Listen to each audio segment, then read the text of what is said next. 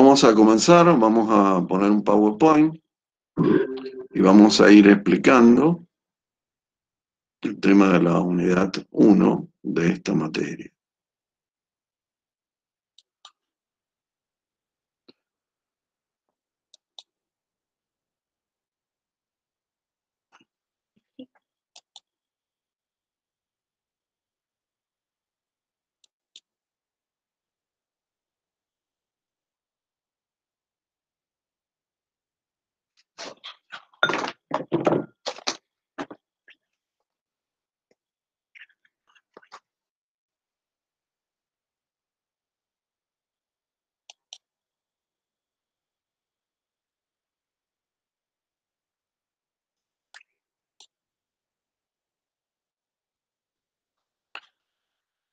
Bueno, comenzamos.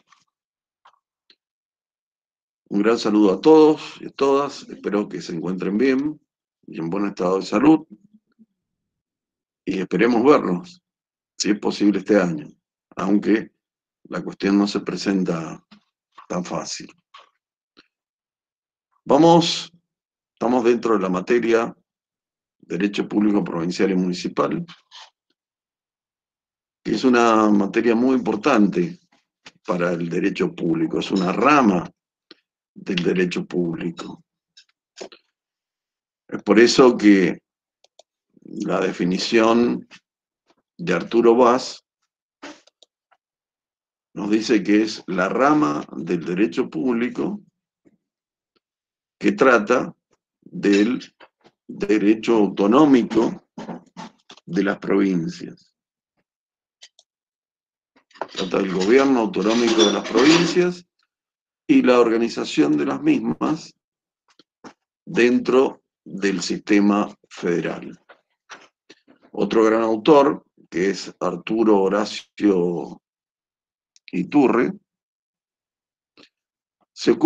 nos dice que el derecho público se ocupa del deslinde de las competencias de gobierno, y de las relaciones entre ambas esferas de gobierno. Nosotros, ¿qué es un Estado provincial? Esto es importante, determinar lo que es el Estado provincial.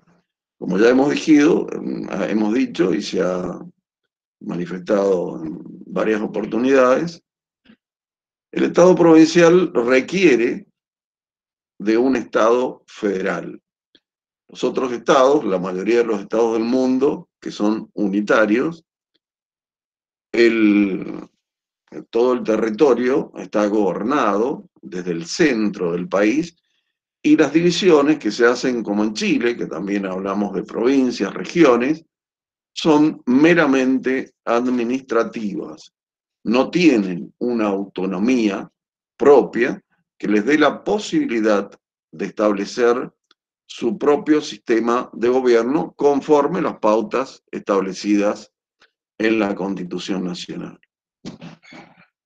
Esto es, la materia supone un Estado federal, como dijimos, donde hay 23 provincias y la ciudad autónoma de Buenos Aires, que es una jurisdicción también del federalismo.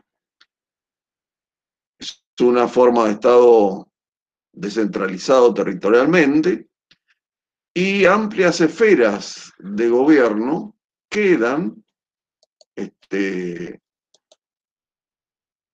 libradas a las unidades locales, que serían las provincias. El Estado federal, entonces, surge de una constitución, que es la ley suprema, conforme al artículo 31, en relación con el artículo 75, incisos 22 y 24, donde se ha modificado el tema de la supremacía de la Constitución, como ustedes deben ya haberlo sabido, al estudiar derecho constitucional. Es decir, no hay una pirámide estricta de las distintas jurisdicciones, el valor y las competencias, sino que hay una pirámide achatada donde encontramos en la cúspide, en la mastaba de esta pirámide, encontramos la Constitución Nacional y todos los tratados que tienen valor constitucional, que son aproximadamente 14 tratados constitucionalizados. Todos los estados provinciales, como hemos dicho, tienen sus propias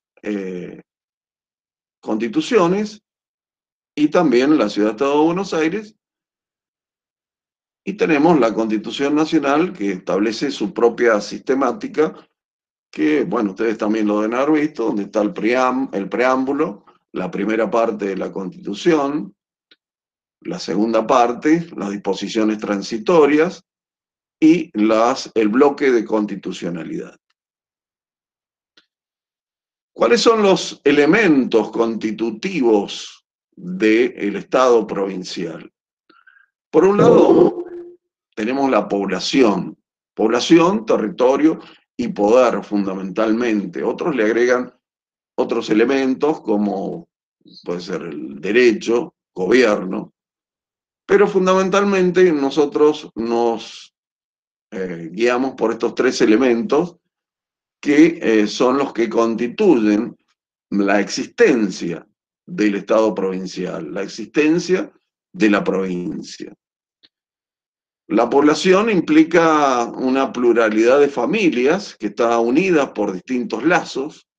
Nosotros tenemos lazos de idioma, también intereses comunes, que van uniendo a las personas y van estableciéndose en un territorio determinado. Tenemos un gobierno también, que hay un gobierno nacional, gobiernos provinciales, gobiernos municipales y el gobierno de la Ciudad Autónoma de Buenos Aires. Y hay intereses comunes. Tenemos que hacer la diferencia respecto de población, la palabra pueblo.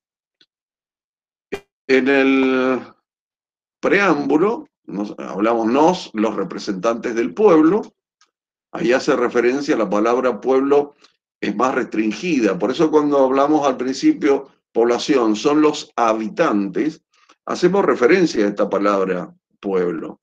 En el preámbulo, la palabra pueblo es ser referida exclusivamente a los ciudadanos. Por eso dice, no los representantes del pueblo. O sea, aquellos quienes han sido elegidos por los ciudadanos que han votado para que los diputados constituyentes estén en la convención que se ejerce a los efectos de dictar el poder constituido. En la actualidad, luego de la reforma de 1994, en el artículo 86, tenemos el defensor del pueblo. El defensor del pueblo que establece justamente, amplía el espectro de todos los ciudadanos a los habitantes. Es decir, todos los que habiten en el territorio argentino son parte de nuestra nación. Bueno, tenemos otro de los elementos, es el territorio. Ya sabemos que no hay Estado sin territorio, y el territorio hace a la esencia de la nación. Por eso hablamos de pueblo. El pueblo, antiguamente el pueblo judío, hasta que el pueblo judío no tuvo un territorio, que ahora es Israel, no se constituyó en Estado. El pueblo gitano, podemos decir. Esto hace a la esencia, a la naturaleza propia del Estado, el territorio. Y el territorio es jurídicamente indestructible e inviolable. No puede violarse el territorio, no puede disminuirse el territorio. Sí puede ampliarse, pero no disminuirse el territorio de las provincias. Comprende el territorio, el suelo, que es el espacio que vemos a simple vista, el subsuelo, que para Mendoza es tan importante porque ahí pasan las aguas subterráneas, la minería, todos los elementos que hacen al desarrollo de una provincia y de un país. Y el espacio aéreo y el mar territorial, que bueno, lo explicaremos en su momento, hasta dónde llega el mar territorial. Luego tenemos el poder.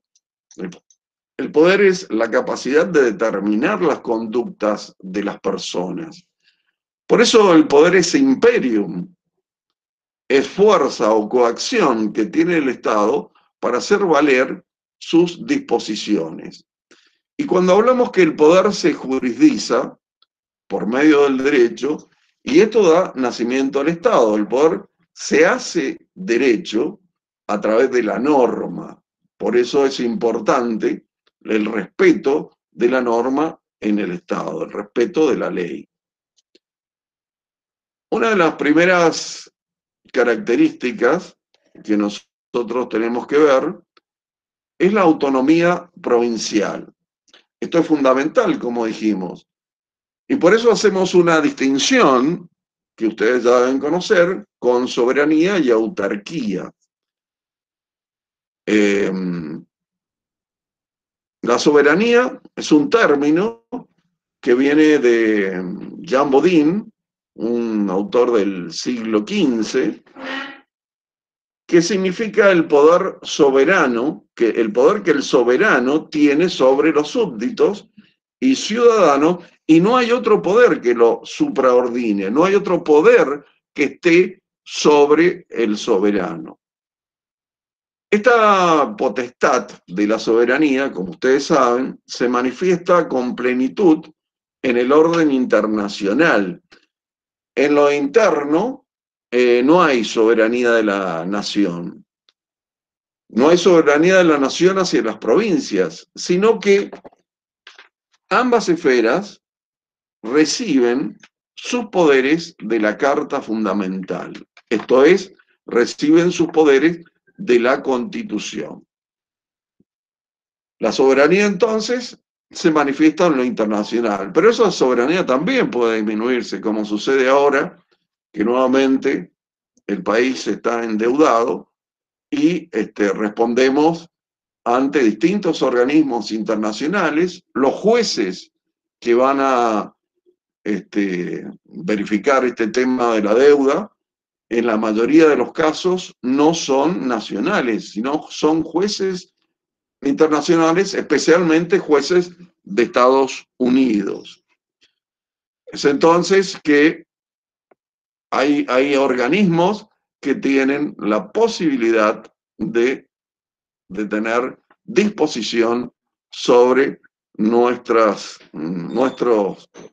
habitantes y nuestro territorio.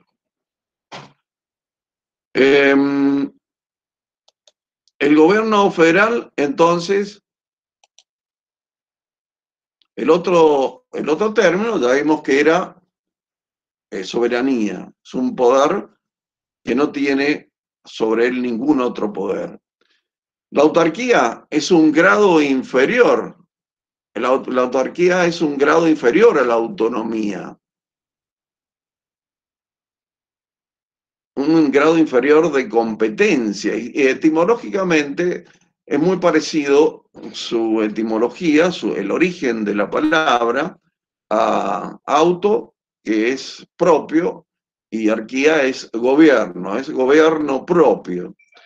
Pero la autarquía implica solamente una descentralización administrativa, o sea, la posibilidad de administrarse a sí misma, pero con normas que vienen desde afuera. Por ejemplo, un ente autárquico es el IPB, Instituto Provincial de la Vivienda, que tiene una ley, ha sido dictada para su creación, se dicta una ley que la dictó en su momento la legislatura provincial, y posteriormente dicta sus normas internas o las relaciones que tiene con la población respecto a los préstamos que da el IPB para la posibilidad de construir casas. Es un ente autárquico, esto es, no se da sus propias normas, sino que las normas le vienen impuestas desde afuera a través de una ley que dicta la legislatura.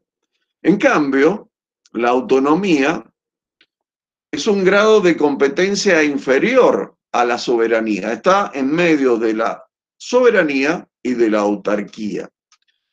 El significado etimológico es parecido, también autónomos, es decir, por sí mismo, auto es por sí mismo, darse sus propias normas, y tiene competencia administrativa, tiene competencia legislativa, en nuestro sistema federal está coordinado con un orden superior, tiene competencia judicial coordinada con la nación y por supuesto que supone autarquía. Es por eso que la provincia puede crear un ente autárquico, como es el IPB. Bueno, pasamos a otro punto, que es la garantía federal.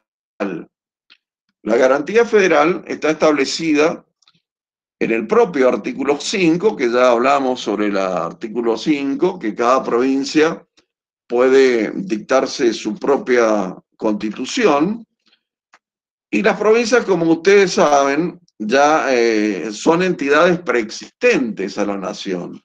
La nación comenzó a existir a partir de que las provincias delegaron parte de su poder para que la nación pudiese existir. Es decir, por eso hablamos posteriormente del poder delegado. Es decir, las provincias, las primeras 14 provincias, 13 en principio originarias, luego se agrega Buenos Aires, que se había separado de la Confederación, delegan parte de su poder, transfieren potestades originarias, conservan algunas, esto es importante, porque conservan algunas potestades que son justamente los poderes propios de las provincias. Por supuesto que las provincias se desprenden de su soberanía. Todas las provincias, había varias provincias que dictaron su propia constitución, provincia de Corrientes, Entre Ríos, dictaron su propia constitución estableciendo un estado soberano. Pero las provincias se desprendieron de la soberanía al incorporarse a la nación para formar una unidad indisoluble con la nación. Por eso no pueden dejarse sin efecto las provincias. Como contrapartida, entonces, el Estado Nacional tiene obligaciones con las provincias.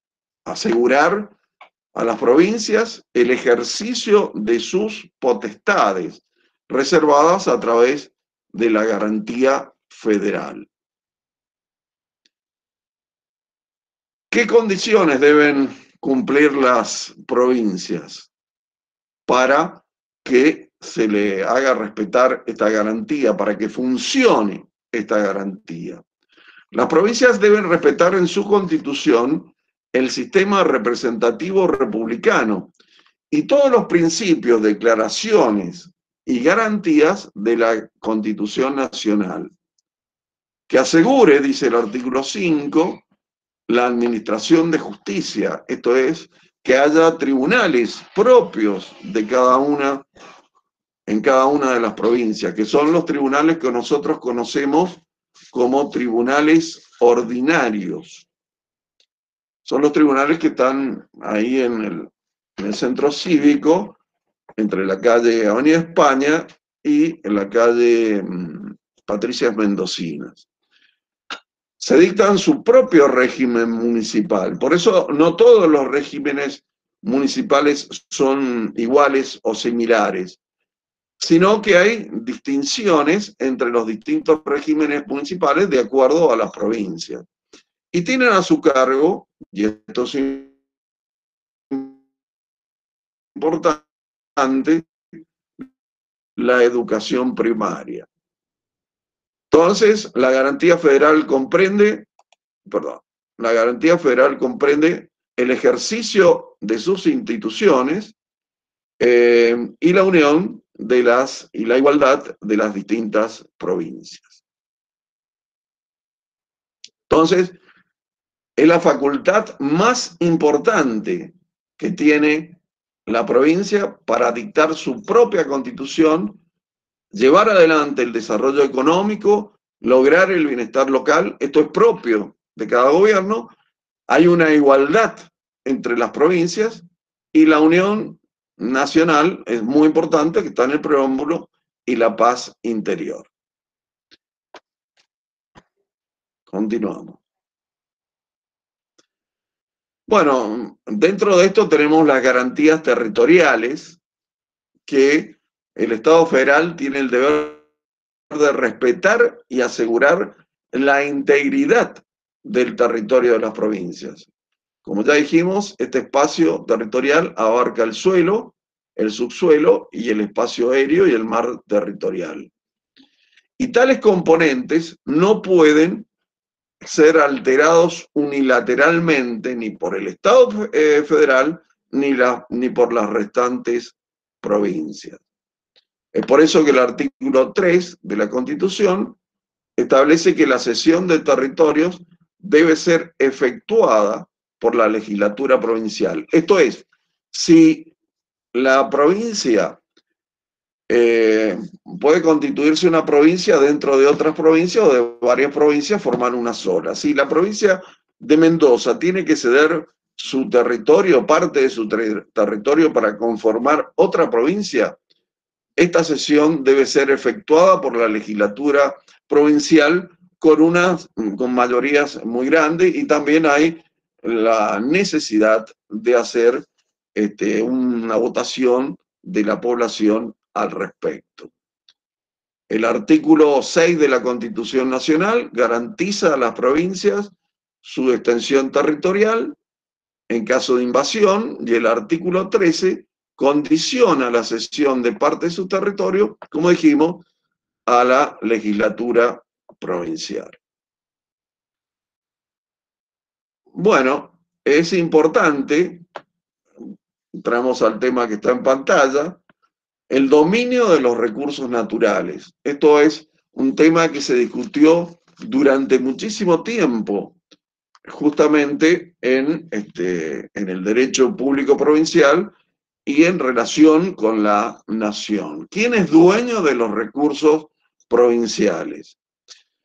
Es por eso, de acuerdo a la reforma de la Constitución, el artículo 124 infine de la Constitución Nacional garantiza a las provincias el dominio originario de los recursos naturales existentes en su territorio. Por ejemplo, el petróleo. Esto es un tema muy candente y muy necesario para Mendoza, porque ha habido abusos de la nación sobre los recursos de la provincia. Abusos que fueron ratificados por la jurisprudencia en la época. Este tema de la jurisprudencia es muy importante. Hay una causa que es como leading case al respecto.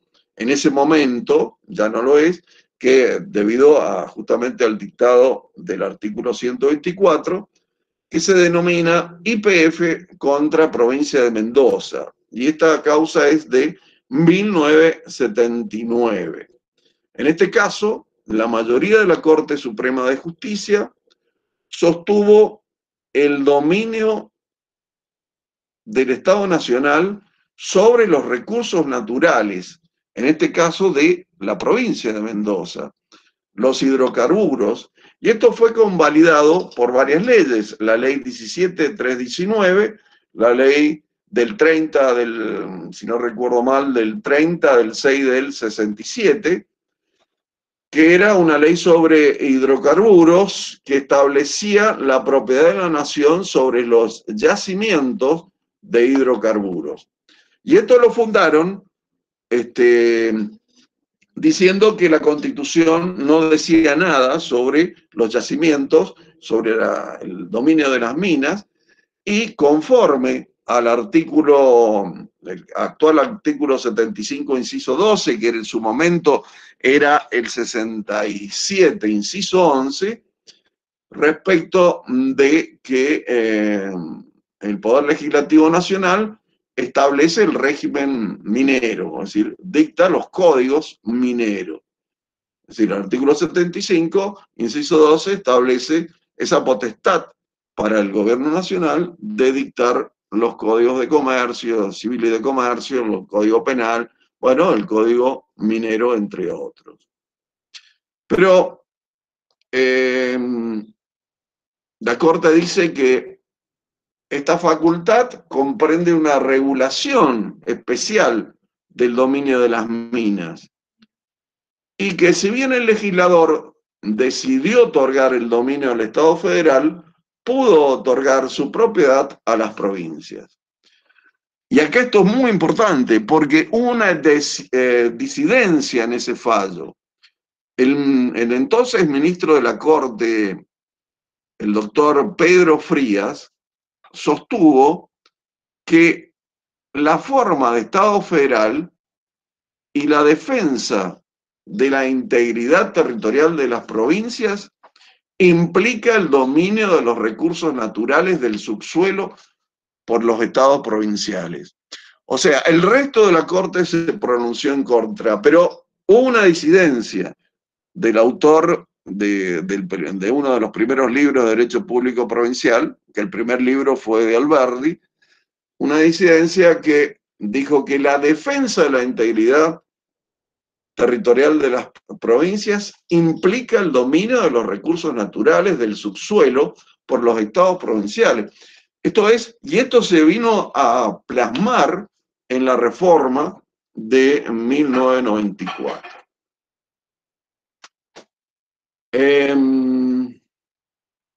¿Qué dijo Frías? Que para alcanzar el bien común, no solo el bien común como fin del Estado, que está establecido en el preámbulo, no solo es un objetivo del gobierno federal, sino puede ser alcanzado también por las provincias. Y esto llevó a una reacción de las provincias a reformar sus constituciones. Por eso que Catamarca, por ejemplo, en el artículo 66 dijo que los minerales y las fuentes naturales de energía, con excepción de los vegetales, pertenecen al dominio público de las provincias.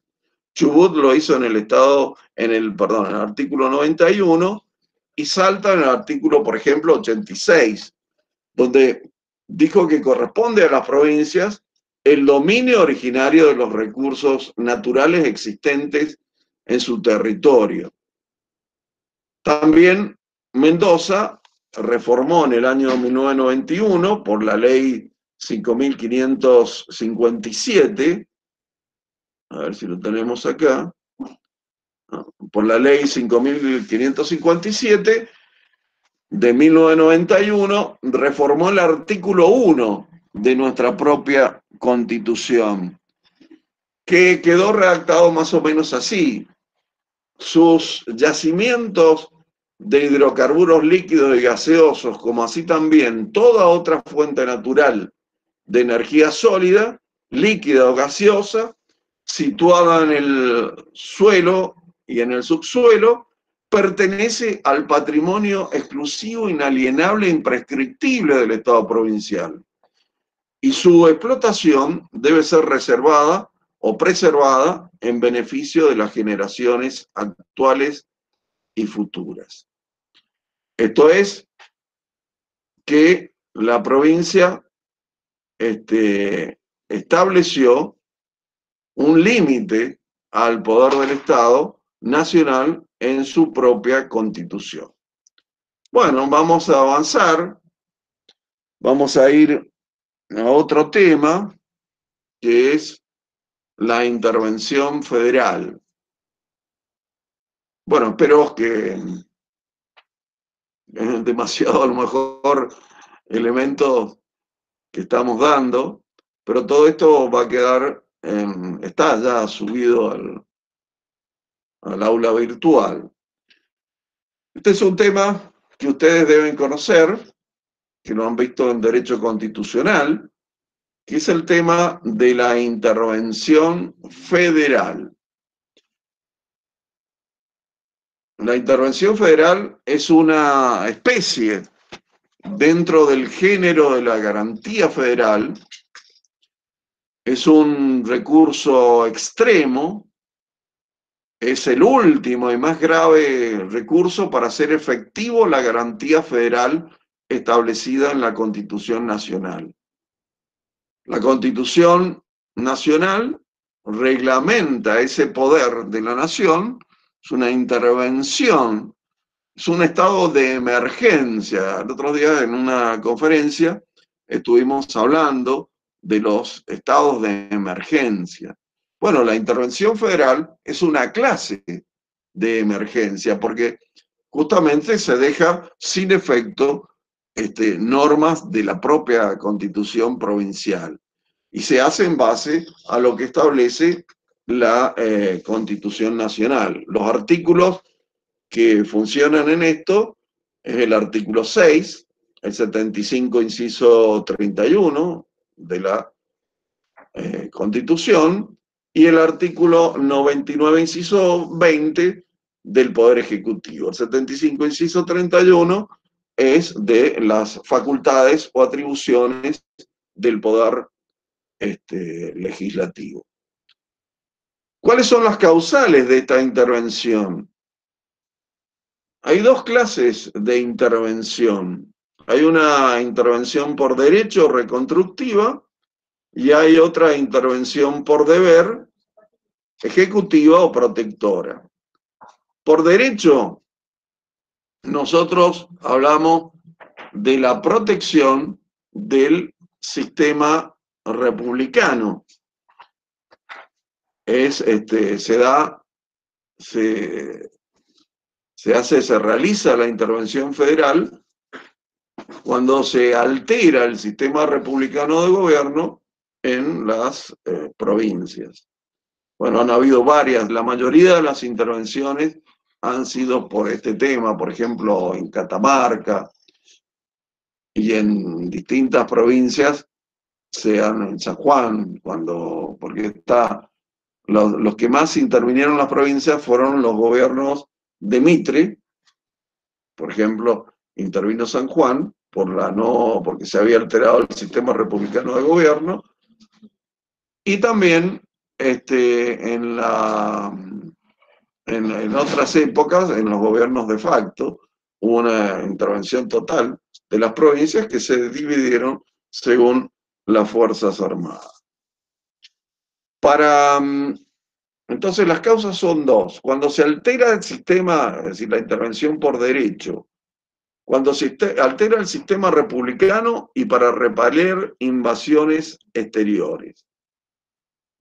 Y hay otra intervención que es por deber, que es ejecutiva, protectora, que se da a requisición. La primera es sin requisición de las provincias, es de oficio. Esta es a requisición de las autoridades constituidas para sostenerlas o restablecerlas. Cuando han sido depuestas por sedición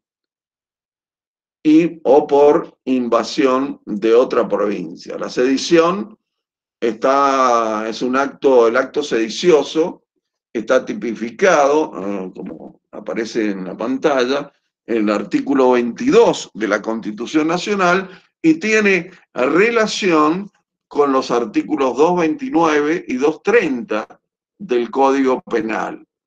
Debe tener por finalidad deponer a las autoridades constituidas o impedir que éstas sean aunque sea temporalmente, ejerzan estas autoridades el libre ejercicio de sus facultades legales. ¿Quiénes declaran la intervención federal? Y bueno, ustedes lo deben saberla. Puede ser declarada por ley del Congreso, de acuerdo al artículo 75, inciso 31. Se considera que es una cuestión política no judiciable. Al respecto, rige el fallo del caso Cullen contra Llerena, un fallo muy antiguo, del año 1893 aproximadamente, que establece que es un tema que no puede ser la intervención, por ejemplo, la última de Santiago del Estero, no puede ser revisada esta intervención por la Corte Suprema de Justicia, que es el lugar donde naturalmente se resuelven los problemas de las provincias. También puede ser decretada por el Ejecutivo Nacional conforme al artículo 99, inciso 20 de la Constitución provincial, de la Constitución Nacional. ¿Cuál es el contenido de las constituciones provinciales? Bueno, las constituciones provinciales fundamentalmente tienen el preámbulo justamente es la entrada, la puerta. Mitre decía que es el pórtico de entrada a la Constitución. Etimológicamente, preámbulo viene de pre, es una palabra latina. Pre significa antes y ambulare significa caminar. Antes de empezar, antes de caminar. ¿Cuál es el valor jurídico del preámbulo? Bueno, es el valor jurídico, nosotros decimos, algunos dicen que el preámbulo es un mero enunciado de principios que no forma parte de la Constitución y es una fuente interpretativa de las cláusulas. Otros dicen que es una fuente interpretativa de las cláusulas provinciales. Nosotros estamos con esta postura y la mayoría de la doctrina lo apoya. Juan Bautista Alberdi, el redactor de nuestra Constitución Nacional y también de la provincia de Mendoza, que sirvió de modelo a la mayoría de las provincias, de las 13 provincias, excepto Buenos Aires, de las 13 provincias que formaban parte de la Confederación, nos dice que los estatutos constitucionales, lo mismo que las leyes y las decisiones de la justicia, deben ser motivadas. Es por eso que antes de una ley hay un considerando donde establece por qué se dicta la ley. También Bartolomé Mitre, Vidar Campo, dice, por ejemplo, que el preámbulo tiene valor normativo y es una síntesis del proyecto político del país. Y es así. Justamente el preámbulo nosotros sabemos que está dividido en 4 partes. La primera que son los antecedentes, la segunda que son los objetivos. Ahí está el proyecto político, los objetivos, los 6 objetivos del preámbulo. Hay un proyecto político de país en esos objetivos. Luego la tercera parte es la invocación divina y la cuarta sería la parte dispositiva, donde se establece a la Constitución como ley. Otro gran autor de derecho constitucional y público es Humberto Quiroga Lavie, que nos dice que es el resumen de todo el contenido de la Constitución para asegurar y fijar la inteligencia e interpretación de sus disposiciones. Entonces, la jurisprudencia de la Corte Suprema de la Nación también ha establecido la naturaleza jurídica, el contenido, el valor jurídico del preámbulo. Nos dice la Corte que el preámbulo no puede invocarse para ampliar o disminuir poderes del Estado, tampoco fuente de poderes implícitos, como que del preámbulo no surge un poder que no se encuentre especificado en la propia Constitución, ya sea taxativa o no taxativamente, o implícitamente. Es una síntesis de los fines para los cuales fue creado y es fuente interpretativa cuando el pensamiento de los constituyentes no aparece claro en la propia Constitución. Hay también preámbulos están los preámbulos de las nuevas constituciones, y como justamente haciendo referencia a otras constituciones, por nuestra materia de derecho público, provincial y municipal, la Constitución, tenemos el artículo 5 de la Constitución. Acá hay un error, es la Constitución de Salta, es el artículo 9. El artículo 5 de la Constitución de La Rioja, que establece que el preámbulo no es una mera enunciación de principios, sino fuente interpretativa y de orientación para establecer el alcance, significado y finalidad de las cláusulas de la presente Constitución.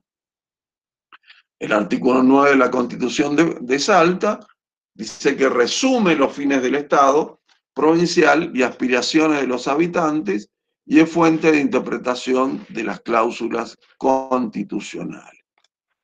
Otro tema importante son las declaraciones generales. ¿Qué son las declaraciones generales? Es decir, las declaraciones generales son estatutos donde se reconocen derechos. Todo generalmente en la primera parte de nuestra Constitución, que es la parte dogmática, es decir, cuando hablamos de dogmática, hablamos de dogma polemo, que es la ley, la norma, es la ley del polemos, o sea, del legislador. Ahí se reconocen numerosos derechos.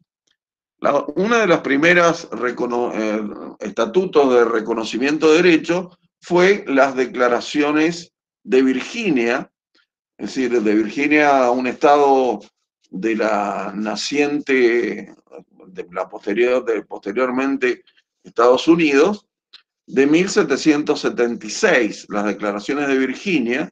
Posteriormente aparecieron en 1700 en las denominadas revoluciones burguesas, que son tres: la Revolución Inglesa de 1688, la Revolución de Estados Unidos de 1776 y la Revolución Francesa de 1789.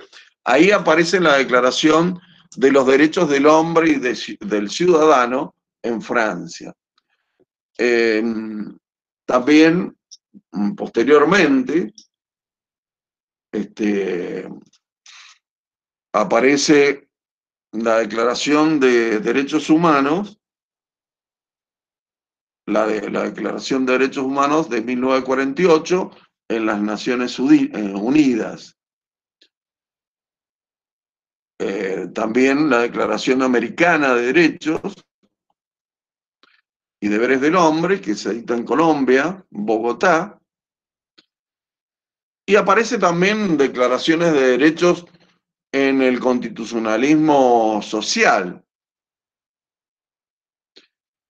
El constitucionalismo social es un punto de inflexión del constitucionalismo liberal. Los abusos que surgen de los gobiernos federales, de los gobiernos liberales, lleva a la aparición de un nuevo constitucionalismo que aparece fundamentalmente a principios del siglo XX, siglo pasado.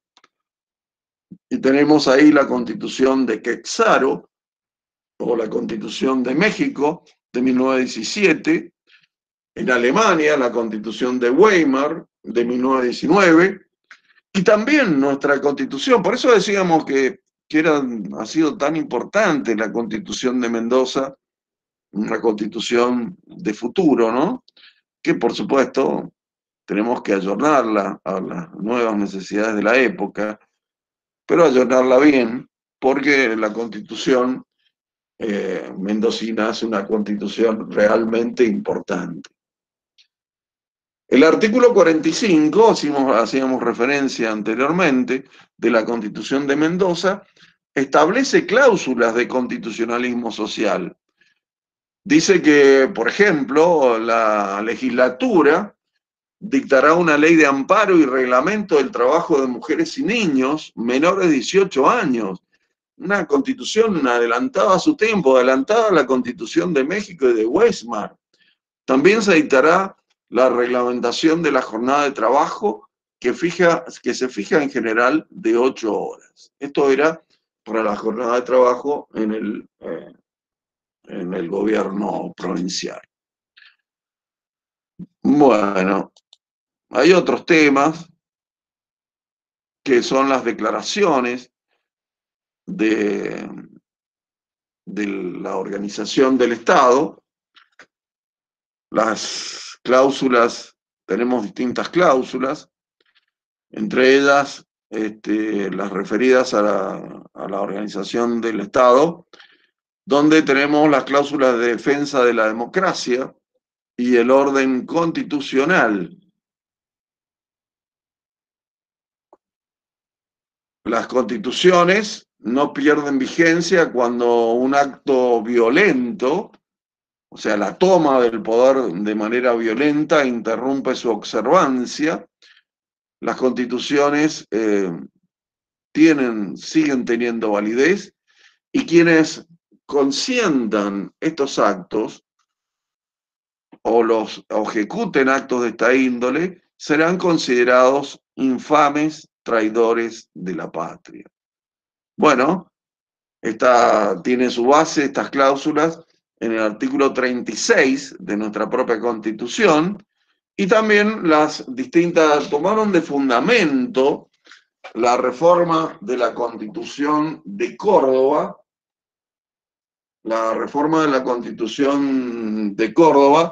que fue una de las primeras constituciones que se reformaron cuando empezó, que ya lo va a explicar, eso el doctor Monbrum, la reforma, cuando empezaron a modificar todas las constituciones luego de los gobiernos militares. Una de las primeras constituciones que se reformó en 1986, si mal no recuerdo, fue la Constitución de Córdoba. Y en esa Constitución de Córdoba aparece el artículo 17, que a mi entender el artículo 36 es tomado de ese artículo. También aparece en la Constitución de Jujuy el artículo 6, las cláusulas de defensa de democracia y orden constitucional. La Rioja, el artículo 12, fueron constituciones que se reformaron en esta primera instancia constitucional. También hay otras cláusulas referidas a la libertad de culto. Hay varias cláusulas más, no las vamos en mérito del tiempo, vamos a obviarlas, como las cláusulas referidas a la organización del Estado. En la Constitución Nacional está la soberanía del pueblo y la forma republicana de gobierno, bueno, y las distintas constituciones así lo establecen, la Constitución de Mendoza. Pero ahora vamos a terminar este punto con las referidas a las libertades de culto, a la libertad de culto. Esta cláusula, referida a la libertad de culto, está en todas las constituciones provinciales. Por supuesto que está en la Constitución Nacional, y está en el artículo 2, que sostiene el culto católico, apostólico y romano. Es decir, pareciera que nuestra Constitución está como sesgada hacia a la religión católica, apostólica, romana. Pero no es así, porque hay artículos que hacen referencia al artículo 14, la libertad de culto. Y también fue un producto de la época, donde la Iglesia tenía un fuerte poder en las decisiones del Estado. Y al respecto, el gran constitucionalista riojano, Joaquín B. González, sostiene que no se adopta el culto católico apostólico romano. Y Sarmiento nos dice que la libertad de conciencia es la base de todas las libertades. decir, Joaquín B. González dice que se adopta el culto, perdón, se sostiene el culto, pero no se adopta. Este tema de sostener el culto implicaría el pago a los obispos o distintas subvenciones que el Estado le daría a la Iglesia Católica. Sarmiento y Vélez Sarsfield terminan de aclarar el sentido de esta disposición, diciendo que Sarmiento sostenía que la libertad de conciencia es la base de todas las libertades, la base de la sociedad y de la religión misma. Vélez Sarsfield, el autor de nuestro Código Civil, entendía que la religión es materia de la conciencia y la conciencia no puede estar jamás bajo el imperio de la ley. Nuestra propia Constitución de Mendoza, en el artículo 6, nos dice que es inviolable en el territorio de la provincia el derecho de todo hombre a rendir culto a Dios o profesar cualquier religión, libre y públicamente según los dictados de su conciencia, sin otras restricciones que las que prescriben la moral y el orden público. Bueno, vamos a ver ahora la cláusula federal. Esto es muy importante. La cláusula federal fue una creación de justamente de un autor, Pedro Frías, que ya nos nombramos hace un ratito, y también Pedro Frías fue el creador del libro que sirvió de base para el estudio del derecho público provincial, junto al de Alberdi y otros más que vinieron después, del derecho público provincial y municipal. ¿Qué es la cláusula federal? Y bueno, es una cláusula en defensa de la autonomía y la posibilidad de concertación de las provincias. Es una cláusula que defiende los poderes de las provincias y asegura al pueblo el derecho a resistencia. Algunos autores consideran, como Arturo Vaz, que importa la coexistencia de dos órdenes de gobierno. Pero nosotros hemos visto que esto se ha ampliado, y siguiendo a Antonio Hernández, un gran municipalista y constitucionalista cordobés, considera que hay 4 órdenes de gobierno: la nación, las provincias, los municipios y la ciudad-estado de Buenos Aires. La función del gobierno federal, entonces, es encargarse de los intereses generales de la República y de las relaciones exteriores. Y la función de las provincias es proveer al desarrollo de las sociedades locales. Bueno, el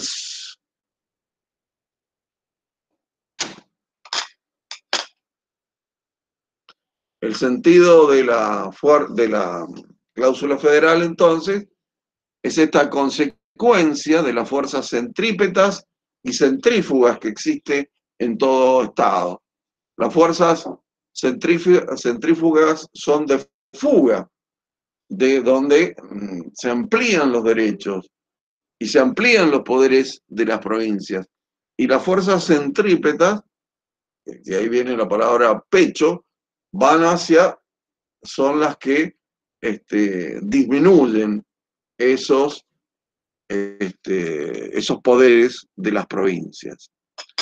Y esto, la cláusula federal fue para evitar también, que nosotros lo hemos visto en varios gobiernos, la política centralizadora del Puerto de Buenos Aires, las intervenciones federales y los gobiernos de facto que impiden sobre todo el principio federal de gobierno. Bueno, la reacción de las provincias fue el dictado de estas cláusulas. Tenemos Córdoba el artículo 16, Salta el artículo 3, Río Negro el artículo 12, Tierra del Fuego el artículo 5. Luego tenemos las relaciones interprovinciales, que nos vamos a dejar, y vamos a entrar en el tema de la competencia de la nación y las provincias. Vamos a avanzar bastante y vamos a ver las competencias de la nación y las provincias. Hay una regla teórica para la asignación de competencias. Esta regla teórica ha sido manifestada, dictada, creada por Arturo Bas, y dice que entre todas las facultades provinciales se comprenden las requeridas para la satisfacción de las necesidades de interés local. Es una presunción juris tantum que le corresponde al interés local la satisfacción de las necesidades locales. Las atribuciones al gobierno federal tienen límites, están en orden a la dirección de las relaciones exteriores y la satisfacción, como hemos dicho, de las exigencias generales de la nación. A las provincias, entonces, corresponde todo lo relativo al interés local y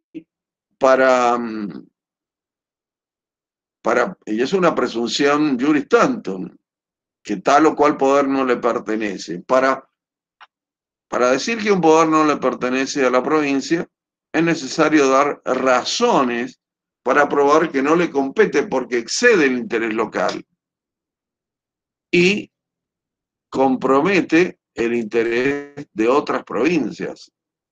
Es decir, sería el tema del fallo de la TUEL o los distintos problemas que existen ahora con el tema de la construcción del futuro, de los futuros emprendimientos que quiere llevar adelante Mendoza. Ambas esferas de gobierno son independientes entre sí y con poderes inherentes. Esto es, tanto la nación como las provincias tienen poderes inherentes, poderes propios, que le vienen la nación de los poderes delegados de las provincias y de las provincias de los poderes conservados. Bueno, ¿cuál es este reparto de competencias? Recién me refería al tema de Portezuelo del Viento, que es un tema muy importante para la provincia de Mendoza, pero también están varias provincias interesadas en este tema, son las provincias vecinas, La Pampa, San Luis, San Juan, La Rioja. Bueno, ¿cómo se reparten las competencias? ¿Cuál es el reparto de competencias respecto de diferentes materias?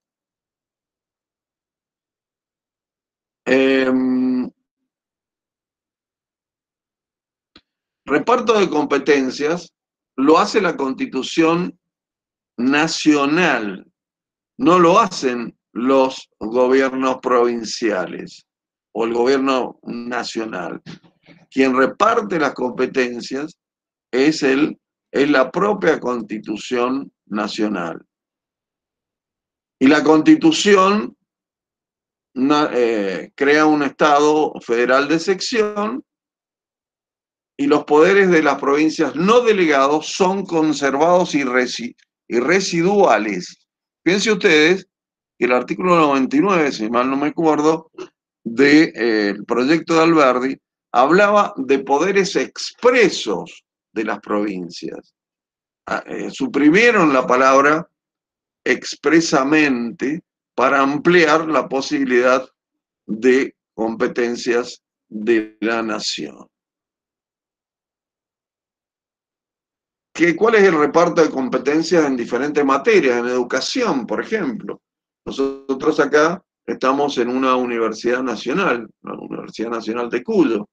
En general, las universidades, hay universidades nacionales en todo el territorio de la nación, pero la educación secundaria y primaria corresponde en principio a las provincias o se da a través de los institutos privados.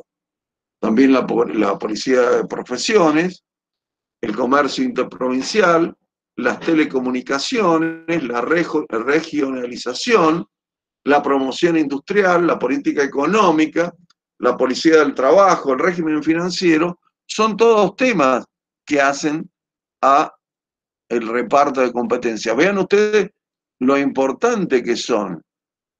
Entonces, que en principio general tenemos que no hay subordinación del gobierno federal del gobierno, perdón, provincial al federal. No hay subordinación del gobierno provincial al federal. La única subordinación que existe es a lo establecido por la Constitución Nacional. Los preceptos al respecto serían el artículo 5, 6, 31, que ya lo hemos dicho, el artículo 75, inciso 22, e inciso 24 de la Constitución Nacional. Ambas esferas de gobierno son independientes entre sí y con poderes propios, inherentes. Y el nudo gordiano del federalismo argentino está establecido en un principio federal, un riguroso principio federal que está en el artículo 121. Este es el nudo gordiano del federalismo argentino. Entonces, el nudo gordiano viene de una antigua anécdota que se cuenta de Alejandro Magno, que él, al ir a invadir el Asia, el imperio persa, pasó por una ciudad que se llamaba Gordio. Y allí había un nudo que ataba a una carretela y decía, quien desarmara ese nudo gordiano sería el dueño del mundo o el dueño del Asia. Bueno, ante esa situación, Alejandro Magno tomó su espada y partió el nudo gordiano. Bueno, y conquistó todo el Asia y conquistó el imperio persa. Las provincias entonces conservan el poder no delegado por la Constitución al gobierno federal. Este es justamente el nudo gordiano, que las provincias conservan el poder no delegado por la Constitución al gobierno federal. Y las provincias conservan todos los poderes anteriores a la Constitución y al gobierno federal.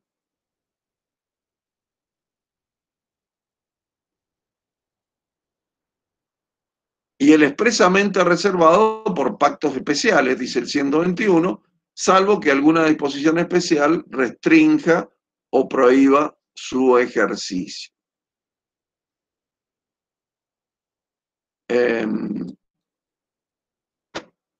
¿Cuáles son estos poderes conservados o exclusivos de las provincias? Bueno, tenemos el artículo 122, que nos dice que las provincias se dan sus propias instituciones y se rigen por ellas, dictan su propia constitución, establecen impuestos directos, dictan sus códigos de procedimiento, todos los códigos de procedimiento del derecho sustantivo son dictados por las provincias. Otro tema importante es, aseguran el régimen municipal, la educación primaria y la organización y funcionamiento de la justicia ordinaria.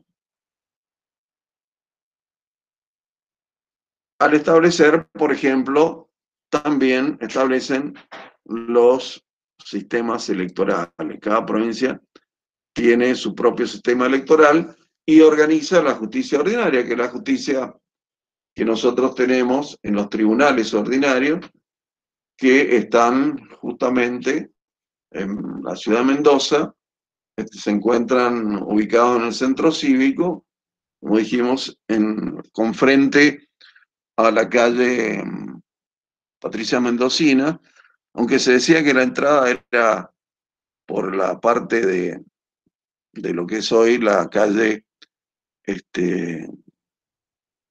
España, Avenida España. Bueno, estos poderes se encuentran latentes en la reserva del artículo 121 y en la autonomía consagrada en el artículo 122. Como dijimos, se dan sus propias instituciones locales, se rigen por ellas, eligen sus gobernadores, legisladores y demás funcionarios sin intervención del gobierno federal. Bueno, estoy tomando un cafecito, chicos, porque...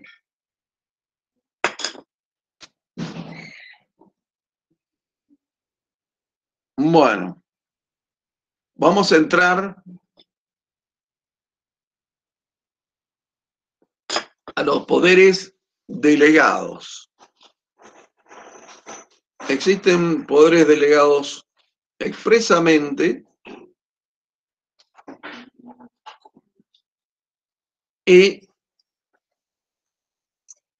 existen poderes también, se llaman implícitos del gobierno federal. Dentro de las competencias exclusivas del gobierno federal, tenemos la intervención federal, como dijimos, la declaración de estado de sitio en el artículo 23, las relaciones internacionales, está también en esa primera parte, y dictar los códigos de fondo de derecho común y las leyes federales o especiales.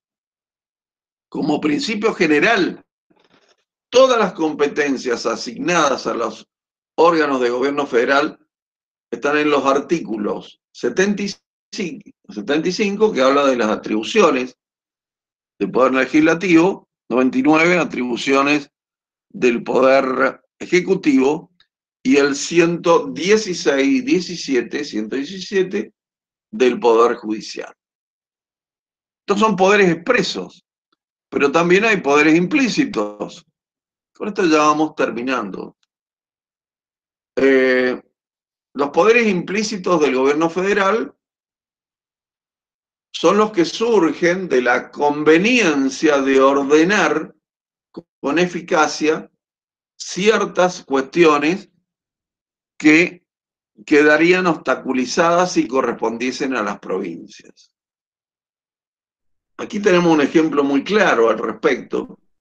Cuando la Nación solicitó a Mendoza que dejara pasar agua del río Atuel, le solicitó, le pidió, no le ordenó, que por una cuestión de vecindad dejara pasar el agua del río Atuel a la provincia de La Pampa. Y bueno, esto no se pudo concretar porque los propios vecinos de General Alvear impedían esta situación. Le quemaron la casa al diputado que tenían por el departamento porque había acordado que se le dejara pasar algunos centímetros de agua a La Pampa. Esto nos lleva a entender por qué son poderes implícitos, son cuestiones que quedarían obstaculizadas, como está obstaculizado este tema del paso del agua del río Atuel a la provincia de La Pampa. O para efectivizar poderes expresos, por ejemplo, que está en el artículo 75, inciso 32, que si mal no recuerdo, nos dice hacer todas las leyes y reglamentos convenientes para poner en ejercicio los poderes antecedentes, es decir, los poderes que surgen del propio artículo 75.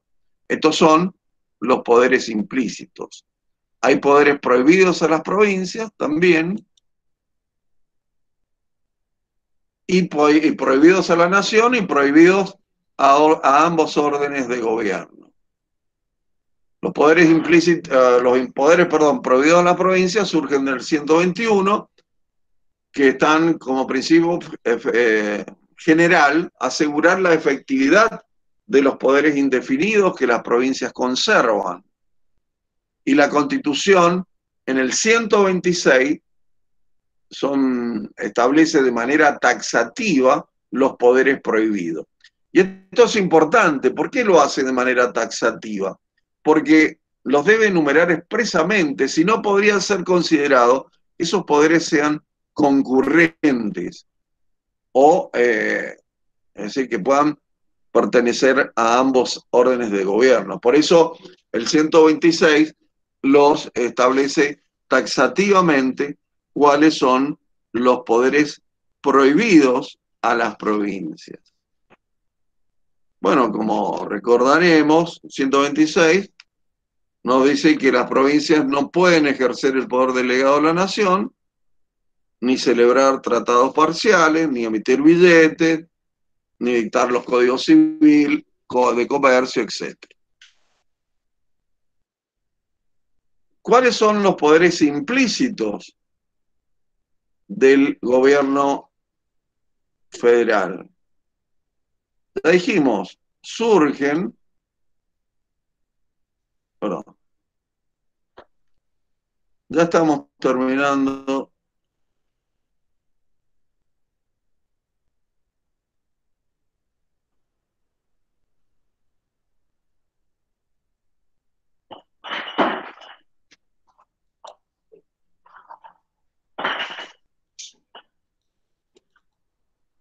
Los poderes prohibidos a las provincias y a la nación. Dijimos que el artículo 121 establece como principio general asegurar la efectividad de los poderes indefinidos que las provincias conservan. Y la Constitución, en el artículo 126, enumera taxativamente los poderes prohibidos. ¿Cuáles son los poderes concurrentes?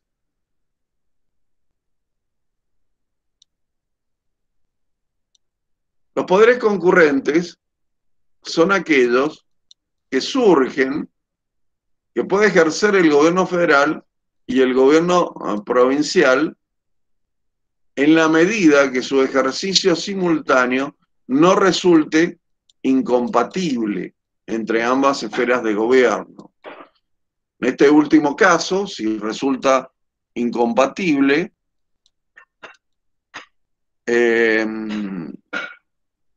prevalece la competencia federal debido a la supremacía que establece el artículo 31 de la Constitución en relación con el artículo 75, inciso 22 y 24 de la Constitución Nacional. Tenemos, por ejemplo, los poderes concurrentes, los impuestos indirectos internos y también los referidos, que son el 75, inciso 2, los referidos al inciso 17 del 75, pueblos originarios, el artículo 75, inciso 18, el tema de la ilustración, y el inciso 19 sobre la cláusula económica social. Estos son poderes concurrentes que pueden ejercerse tanto por la nación como por las provincias si el ejercicio simultáneo no es incompatible. Después tenemos los poderes compartidos, son aquellos para cuyo ejercicio se necesita la intervención conjunta de ambos órdenes de gobierno, el nacional y el provincial.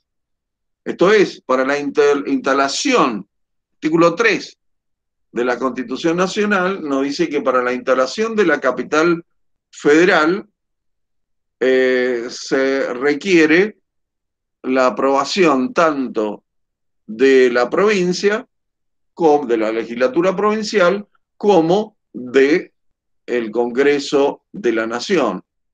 También para la creación de nuevas provincias se requiere el consenso de las provincias intervinientes o que ceden parte de su territorio y el Congreso de la Nación.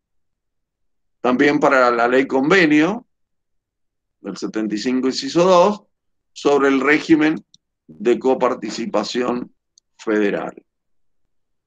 Por último, tenemos los poderes reservados. Con esto terminamos, chicos. Los poderes reservados por pactos especiales.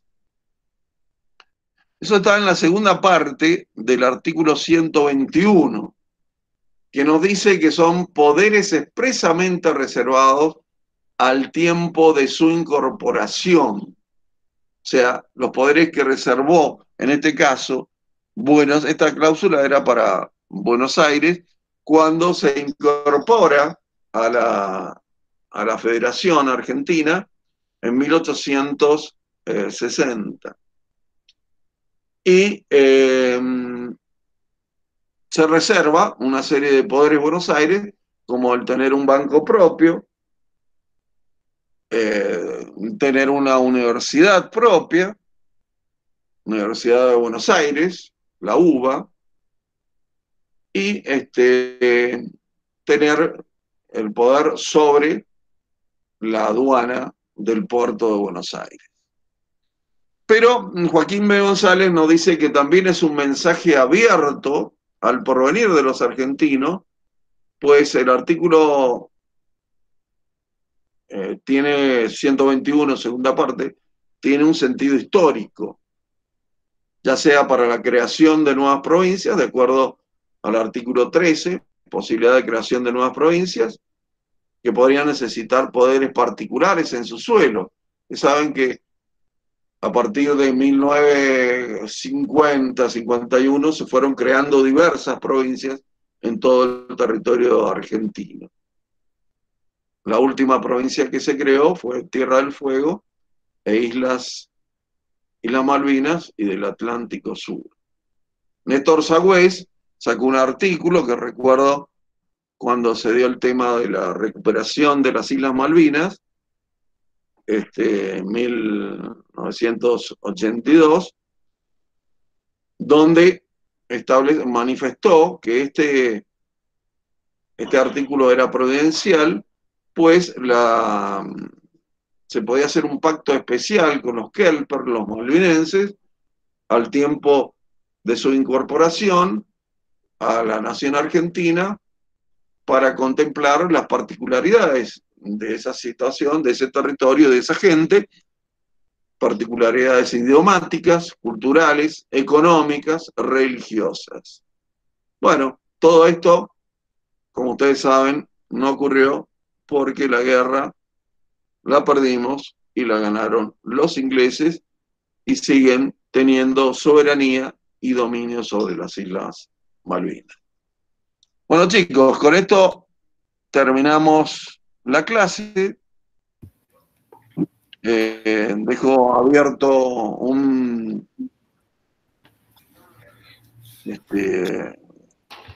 a las preguntas que quisieran hacer ustedes.